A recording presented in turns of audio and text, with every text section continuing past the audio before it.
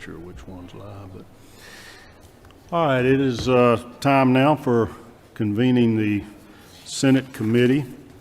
That is Select Committee on Investigations.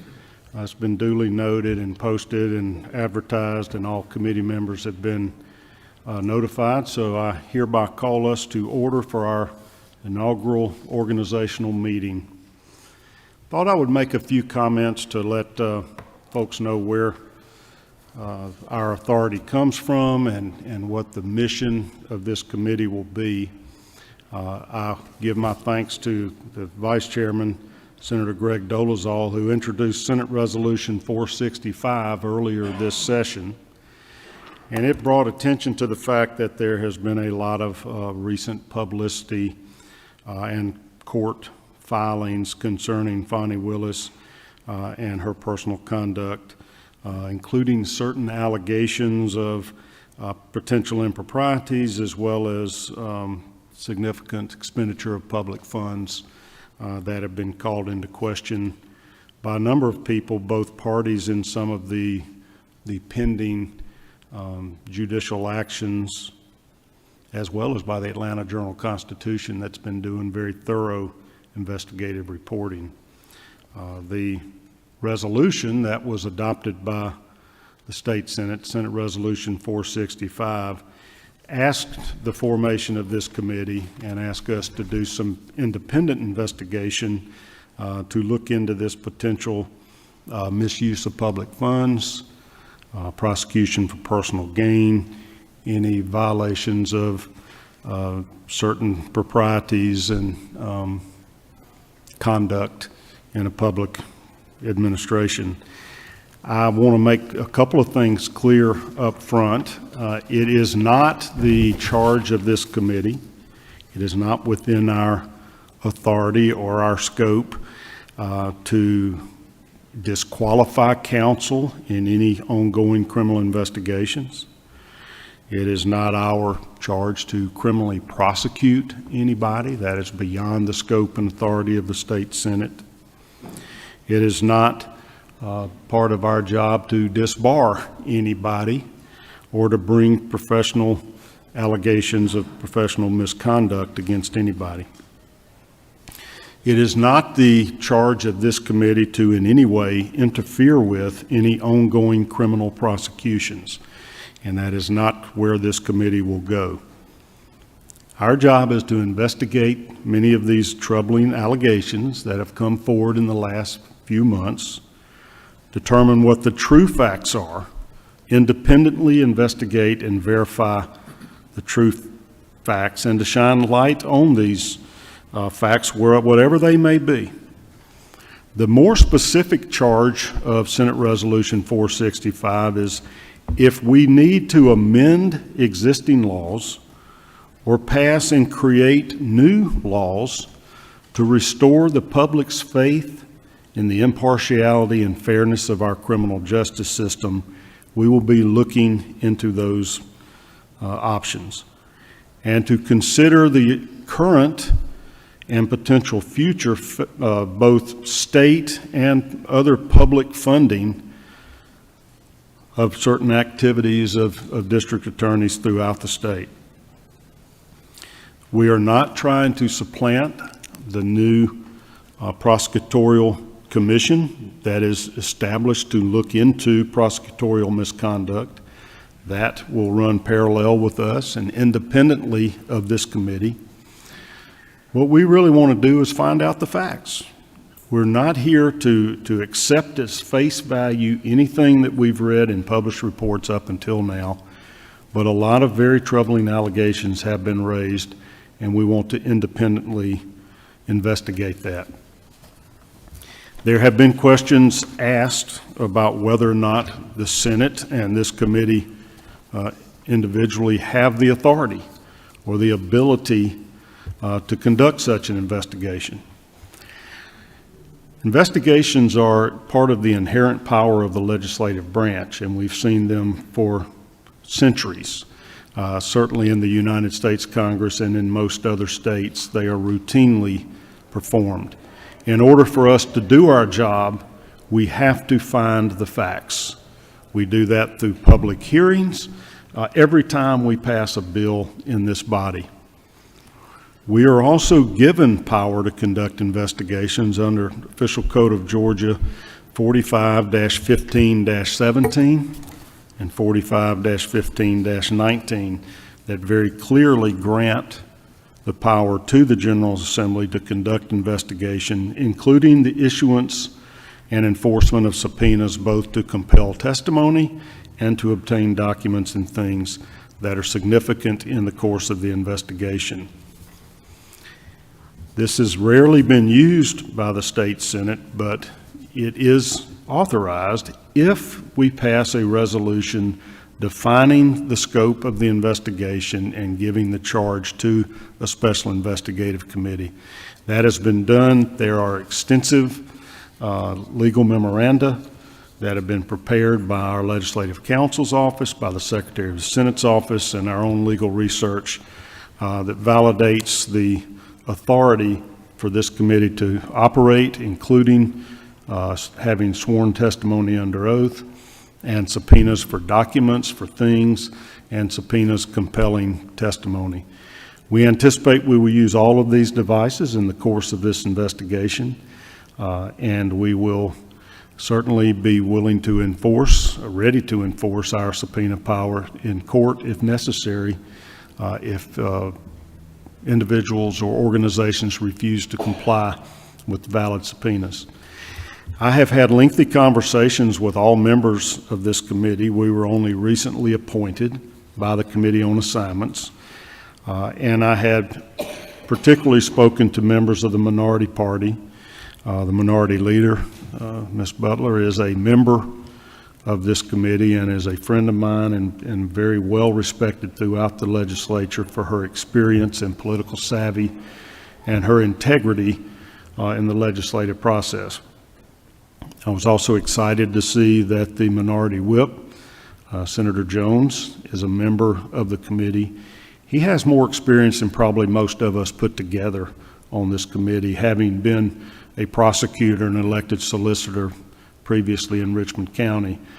He understands the criminal process, investigations, subpoenas, and it was very important to me that he have faith in the bipartisan nature of this committee and the impartiality that I intend to pursue in the leadership of this committee. Likewise, Senator Estevez is an extraordinarily gifted intellectual attorney who will be participating in this committee, and he and I have had conversations. I have assured him as well that this is not going to be a partisan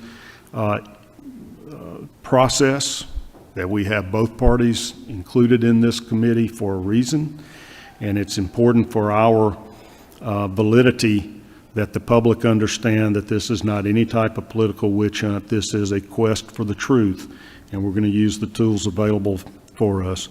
I appreciated Senator Estevez's kind comments on lawmakers the other night, that he has confidence that we will run this committee appropriately. In that sort of tenor, we made certain as we were getting organized here to try to come up with procedural rules that we're going to follow, that all parties, all members of this committee can agree to. And these rules that we will be presenting here shortly today have been circulated amongst all committee members for input, feedback, and have gone through several iterations. There are 3 specific requests of the minority party that were discussed with me, and all 3 were accepted and built into these rules. For example, Senator Jones made an excellent point that in the event we take depositions, it is likely that I will be conducting the deposition, or perhaps outside counsel, more skilled than I in that regard, may be asking the questions. And Senator Jones said, well, wouldn't it be fair to allow the minority party to also have a representative asking questions? And I concurred with him completely, and we built it into the rules under depositions that upon request of the chairman, I will grant the ability for one minority member of their choice to participate in any deposition that we might take. I thought that was a reasonable request, and that was certainly fair. Another request was made that in the event we form subcommittees, and we have the authority, the ability to do that, to expedite our work, that any such subcommittees will include at least one member of the minority party. Again, an extremely reasonable request, and in the spirit of bipartisanship, I have implemented that into these rules. He had a couple other notations or changes in the rules that helped improve them. And so I just want to assure the public that this is a bipartisan panel, and we will be proceeding in a nonpartisan type manner with no intention whatsoever of interfering with the criminal justice system. Any ongoing prosecutions or investigations will not be interfered with in any way by this committee. Now, there will be sensitive matters that will be considered by this committee. We've already had a number of people reaching out to us in the nature of whistleblowers, basically people that have sensitive information that they think might be of interest to this committee. And we will have the ability to have some meetings that will be confidential to protect those type of sources. If agreed upon by the committee, that we will have some things that will not be public. There will be a lot of information that is accumulated by this committee.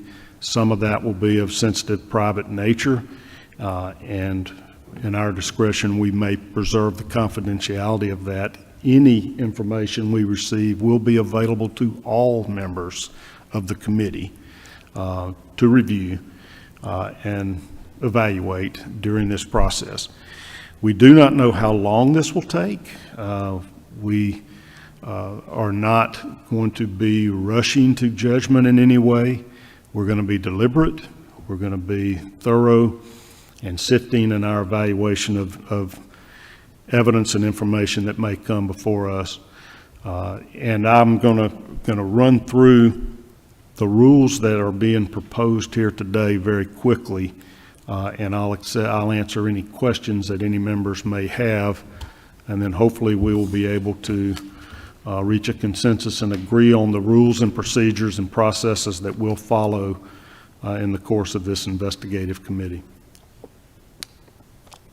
At the conclusion of our meeting, once we've done our organizing here and agreed upon the official rules of the committee, I'm going to open it up to all members of the committee if anybody would like to make any public comments or statements as to their participation in this process and their views, their observations of it, or their dreams, hopes, and wishes for how we will proceed, in case anybody would like to make any comments.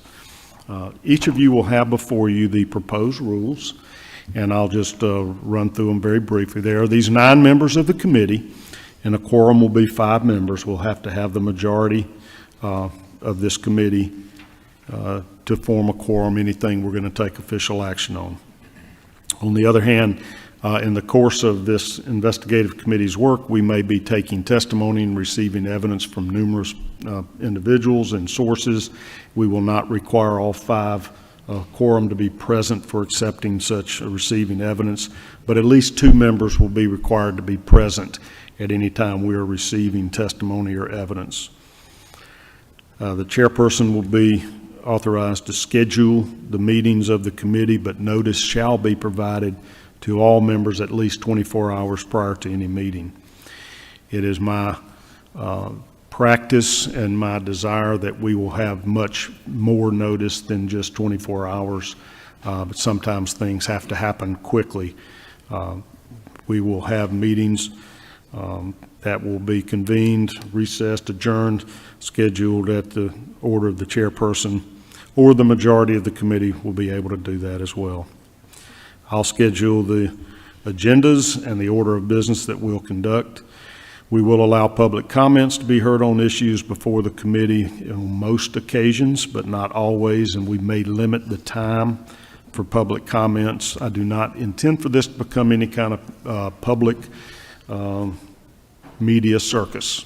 We are serious about the business we're conducting. We're not doing this for publicity. It's being done to investigate some very serious allegations.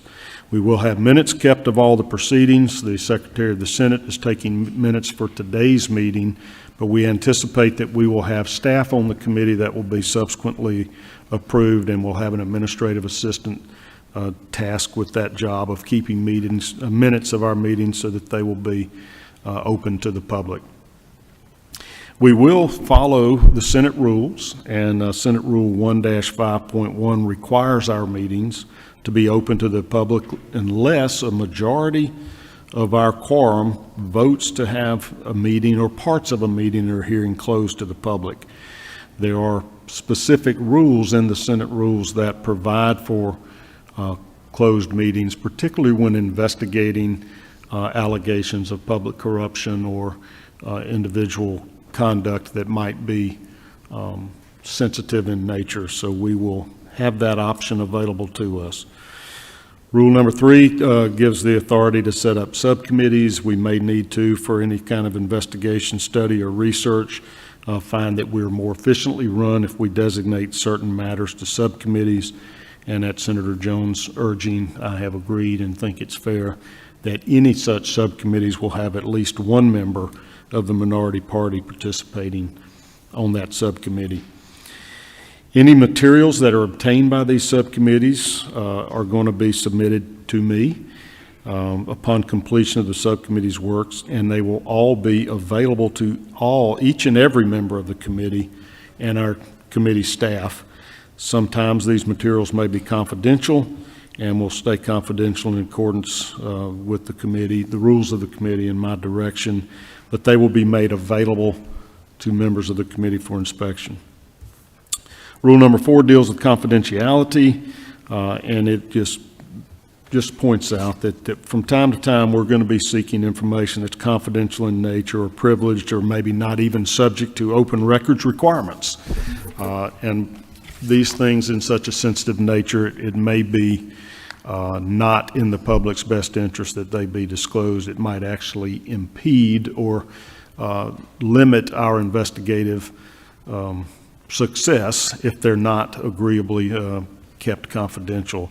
So we will be allowed to designate documents, testimony as confidential from time to time, and may very well do so, particularly upon request from somebody that we're asking to testify before this committee. If they prefer confidentiality, we will be likely to grant that.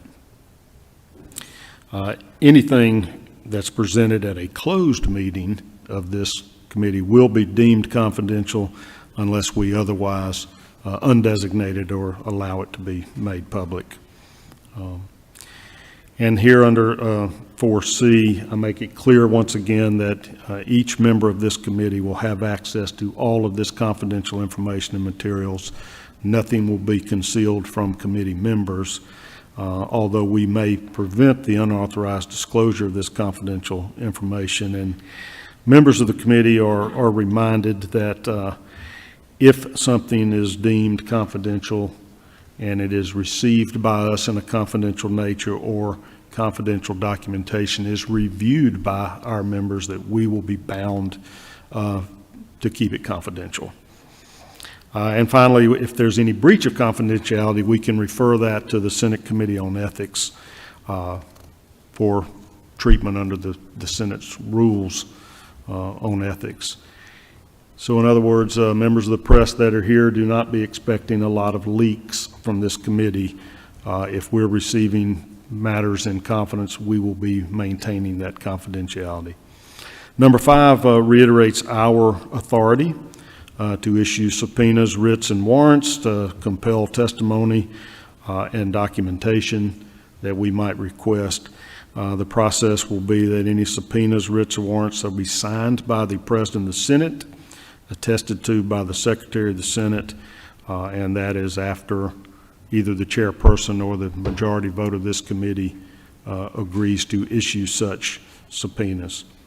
Number 6 deals with testimony under oath, and it makes it very clear that the chairperson or anybody else designated by me can administer the oath, and it cites the relevant code sections for the rules of evidence and civil procedure that allow for testimony to be received under oath. I think it's important when we're asking important questions and information from this committee that we get sworn testimony, that we can rely upon the veracity of it.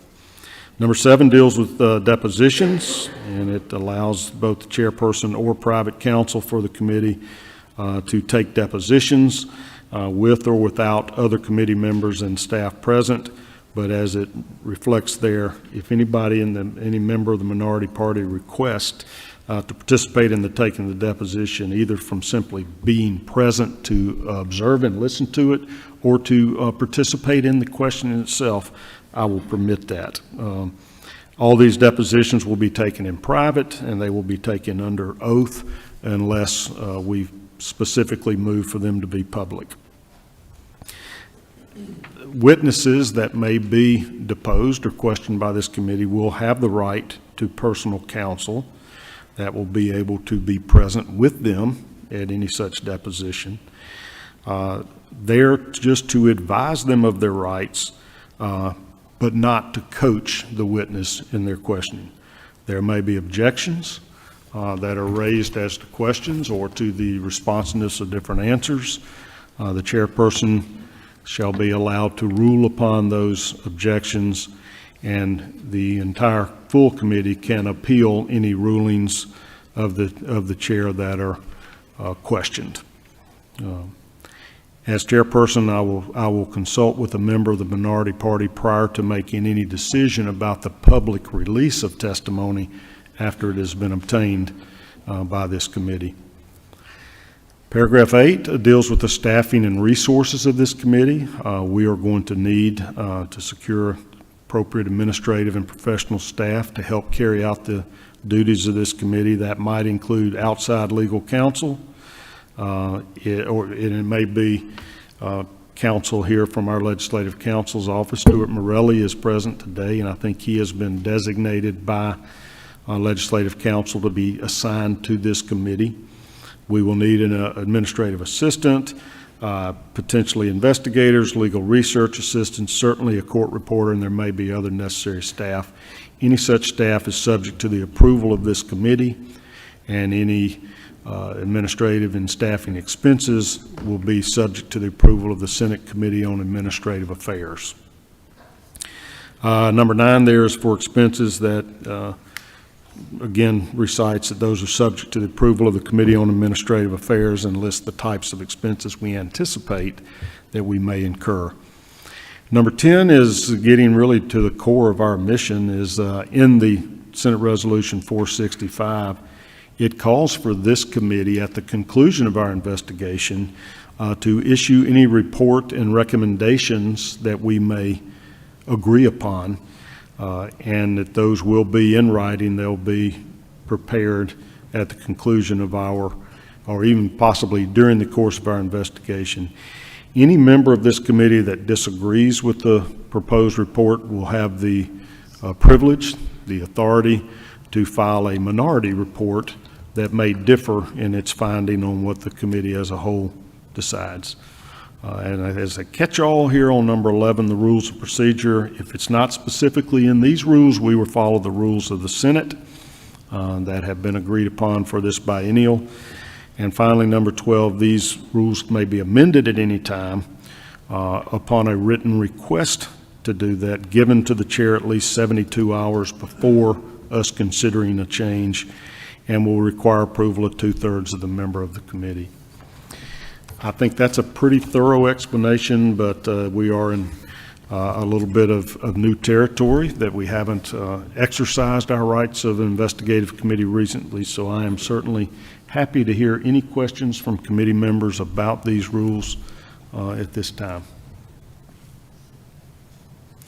I want to thank each member of this committee for taking the time to hear me out, not just this morning, but before today, as we created these rules and for your very valuable input. I've already noticed maybe a couple of little typographical glitches in these that we may clarify here as we proceed. And I am very thick-skinned. I will not get my feelings hurt if you have any constructive criticism of these or proposed changes at this time. Chairman, I'd like to ask a question. All right, I have a question from our majority leader. Make sure I got your right number. I think I'm to your left. That is it. You had it. Thank you. First of all, I want to thank you and the committee members for taking on this responsibility and this opportunity to seek the truth. Looking at your rules, they look very thorough. I wanted to ask if we considered anywhere in the rules appointing someone to be the custodian of the documents. It sounds like we may do some depositions and some investigations using other outside counsel and so forth. Do we need someone to be responsible for the keeping of the records in the documents as a custodian? I'm not sure if that's needs to be added to these rules or not. Let me point you to Rule 4 on confidentiality 4C. And it says such procedures may include the designation of a secure location at which members of the committee and others as authorized by the committee can review confidential information and materials. I have in my mind thought about the Secretary of the Senate being the custodian. Mr. Cook, you're present here today. Can I get some feedback from you on that if you're willing to do so? I think I got you activated. I think that'd be fine, Mr. Chairman. Use your microphone if you can. Is that number 4? Okay. Go right That'd be ahead. fine, Mr. Chairman. I think either counsel's office or my office, we do keep the records of ethics complaints in our office. But I think either office would be fine. I don't want to speak for the legislative council, but we'd be happy to do that. Is that agreeable to you, Mr. Leader? Sounds like a good idea. Thank you so much. Madam Leader, would that be acceptable to you as well? If we let Secretary Cook be the custodian of any confidential information we receive? I think I got you. Yes, Mr. Chairman, that would be acceptable. Well, then that's what I will designate, certainly to begin with, the Secretary of the Senate's office to have a secure location where these can be stored under lock and key. And if that becomes burdensome to you, Mr. Cook, let me know and I'll talk to Mr. Morelli and consider designating some area in the Legislative Council's office. Thank you. That's a great point, Thank you, Mr. Leader. Other questions from committee members or suggestions? All right, is there a motion? All right. But I'd like to make a statement. All right. I'll recognize the Minority Leader for statement and then the President Pro Tem. Did you? Go right Okay. ahead. I think I have you activated. Well, I'd just like to say that it is my hope that this committee conduct itself in a responsible fashion and pursue the truth, nothing but the truth. I think a political witch hunt or show trial would damage Georgians' faith in both our political and legal system. Our duty as public servants is to strengthen, not weaken, that faith. I commend Chairman Cowsett for his openness, his inclusiveness, based on the conversations that we have had. And I thank you for your leadership. And I can't say that I'm looking forward to this, but I appreciate serving, and I want to serve, and I want to be a part of solutions. So thank you, Mr. Chairman, and members on this committee for your service as well. Thank you, Madam Leader. Senator Kennedy? Thank you, Mr. Chair. I hope so. Lord, what I do? I think so. Okay, there we go. Okay.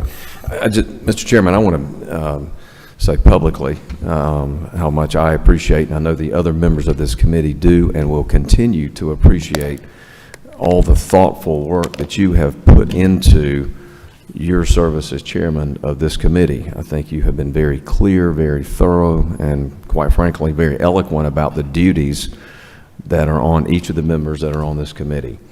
What the public doesn't see this morning are the many, many hours that you have spent preparing for how this committee will move forward, how the rules are extremely well balanced and intended to be fair to all. And quite frankly, your approach to this as embodied in the rules and your opening comments about your approach and how you will run this preemptively let us know that some of the concerns that the minority leader just addressed or expressed, quite frankly, you're already operating in accordance with those wishes. And for that, I thank you on behalf of this committee and the work that we will continue to do. Thank you. All right, is there a motion on these rules for adoption of the rules?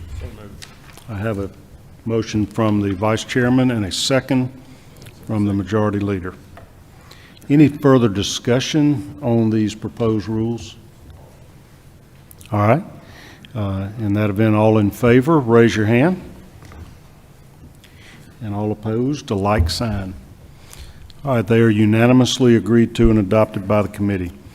We're just had eloquent comments there from the pro tem and the minority leader, but I wanted to open the mics to any other committee member that might have observations, feelings, hopes, wishes, opinions about the work of this committee. I'm happy to recognize anybody else at this time if you have any public comments you would like to make at this initial meeting. All right, I think we've heard it. I will tell you where I think we'll be headed on a time frame is it is going to be the first course of business now that we're authorized to do so to retain staff. Stuart Morelli, I think you're here because you are either appointed by Ms. Howerton or you have agreed to serve as our liaison with the Legislative Council's office.